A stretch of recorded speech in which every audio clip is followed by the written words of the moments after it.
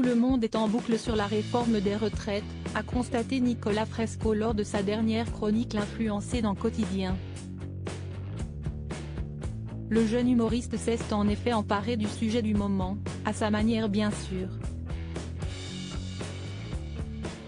C'est-à-dire en faisant le tour des réseaux sociaux pour y dénicher les posts les plus drôles des influenceurs, twitchers et youtubeurs.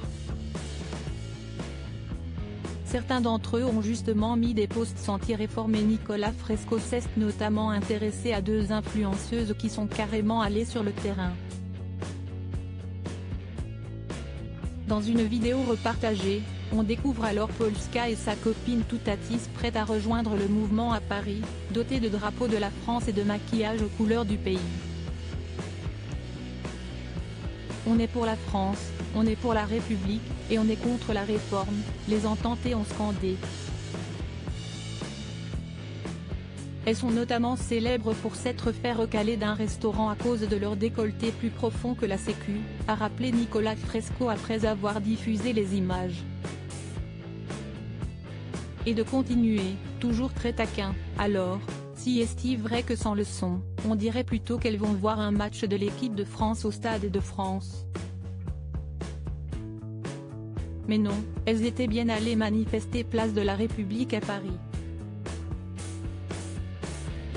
Les deux jeunes femmes avaient même leur slogan, « Les formes contre la réforme ».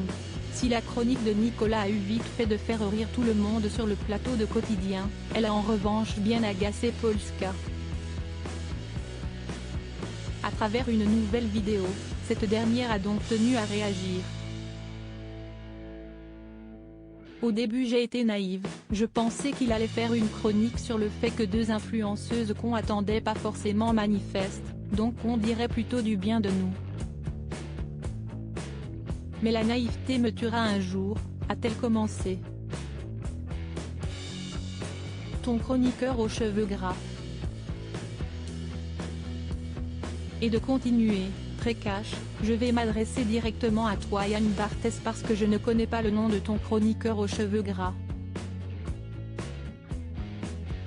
Yann Barthès, toi à ton grand âge, parce que j'ai vérifié tu as quand même 48 ans, tu trouves ça normal qu'en 2023, on puisse toujours faire des chroniques hyper sexistes et misogynes à la télé, devant des centaines de milliers de personnes? Et si est-il pas parce que si est-il de l'humour que ça passe mieux?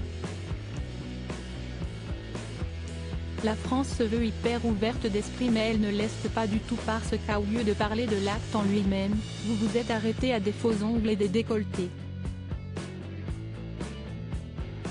Chacun manifeste comme il veut.